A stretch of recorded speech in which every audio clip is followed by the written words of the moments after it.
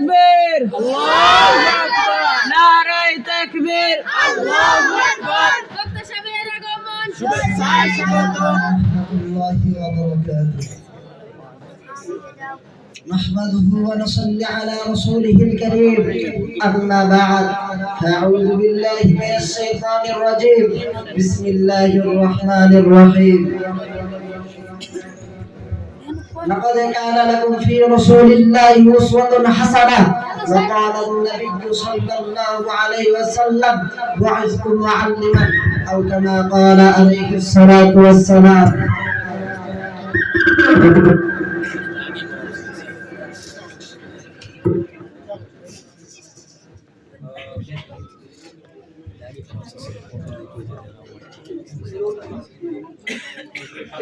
খোলা রাখবে।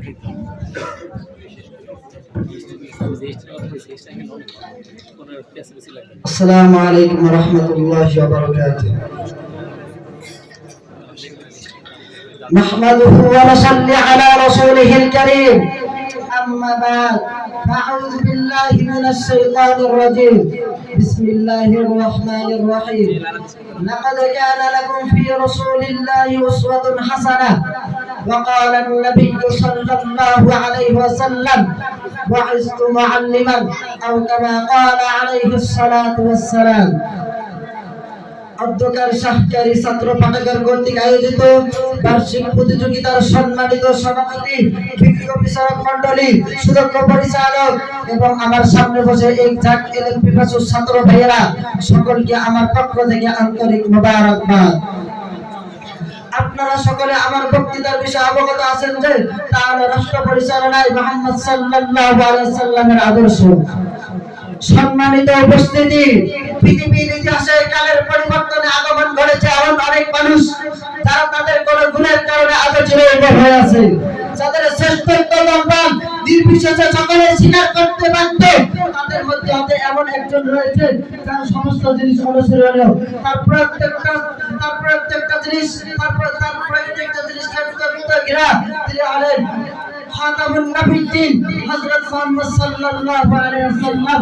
তার রাষ্ট্র জীবনে আলোচনা করবে ইনশাআল্লাহ। মুহতারাম হাজিরিন, আজ থেকে ইতিহাসের দিকে লক্ষ্য করলে দেখা যায় আজ থেকে 1400 বছর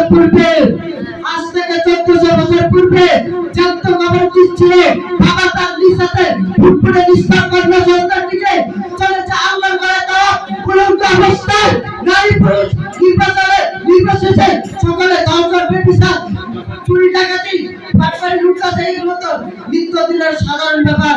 মানুষ মানুষত্বরে এমন স্তরে গিয়েছিল যে নিজ বাবার স্ত্রীর সাথে সন্তান ব্যভিচারে লিপ্ত হওয়াকে কোনো দোষ মনে করতো না। মোট কথা, এমন কোনো খারাপ ও জঘন্য কাজ ছিল না যে তখনকার সমাজে প্রচলন ছিল না। ঠিক ওই সময় মরুভূমির বুকে আবির্ভূত হলেন হযরত মুহাম্মদ সাল্লাল্লাহু আলাইহি ওয়াসাল্লাম। তার ব্যাপারে আল্লাহ পাক কোরআনুল কারীমের মধ্যে স্পষ্ট ভাষায় বলেছেন, লাকাদ কানা লাকুম ফি রাসূলিল্লাহি উসওয়াতুন হাসানাহ। নিশ্চয়ই তোমাদের মধ্যে রয়েছে আল্লাহর রাসূল সাল্লাল্লাহু আলাইহি ওয়াসাল্লামের উত্তম আদর্শ। মুহতারাম হাজিরিন, তারপর সজিত নারী বিলাতার ন্যায্য অধিকার, মুসলিম পেলে ইনসাফ, শতাব্দীর পর শতাব্দীতে বঞ্চিত, চরমভাবে নিষ্পৃত শ্রমিক সম্প্রদায় বলে তার মর্যাদা। মুহতারাম হাজিরিন, আসুন এবার শোনেন রাসূল সাল্লাল্লাহু আলাইহি সাল্লাম কিভাবে রাষ্ট্র পরিচালনা করেছেন। রাসূল সাল্লাল্লাহু আলাইহি সাল্লামের রাষ্ট্র পরিচালনার বড় আদর্শ ছিল তিনি ধনী গরিব সকলের উপর ইনসাফ করতেন। বড় ছোট সবল দুর্বল তিনি সকলের উপর ইনসাফ করতেন। তিনি নবী হয়ে এত বড় বাচ্চা হওয়া সত্ত্বেও তিনি অনাড়ম্বর জীবন যাপন করতেন। ক্ষমার গুণ ছিল তার মধ্যে। মক্কা বিজয়ের পর তিনি সাধারণ ক্ষমার ঘোষণা দেন। যেখানে সহানুভূতির প্রয়োজন সেখানে সহানুভূতি করতেন এবং যেখানে কঠোরতার প্রয়োজন সেখানে কঠোরতা করতেন। মুহতারাম হাজিরিন, তিনি ক্ষমতার মসনদে ছিলেন শ্রেষ্ঠ রাষ্ট্রনায়ক এবং ময়দানে ছিলেন শ্রেষ্ঠ সেনানায়ক। তিনি প্রভাবশালী বাদশা হওয়ার পরে মুসলিম কারো উপর জুলুম করেন নাই। মুহতারাম হাজিরিন, প্রিয় সংগ্রামী বন্ধুগণ, রাসূল সাল্লাল্লাহু আলাইহি সাল্লামের রাষ্ট্র পরিচালনা অনেকে অনেক কথা বলে, বিভিন্ন ইস্যুতে আপত্তি জানায়। আমি তো পরিষ্কার করে বলি, যদি পৃথিবীর ইতিহাসে কোন ন্যায়পরায়ণ প্রভাবশালী শ্রেষ্ঠ চরিত্রের মর্যাদা সর্বাধিক থেকে শ্রেষ্ঠ অধিকারের রাষ্ট্র রাখার খোঁজ করা হয়, তাহলে রাসূল সাল্লাল্লাহু আলাইহি সাল্লামের নাম থাকবে সবার উপরে।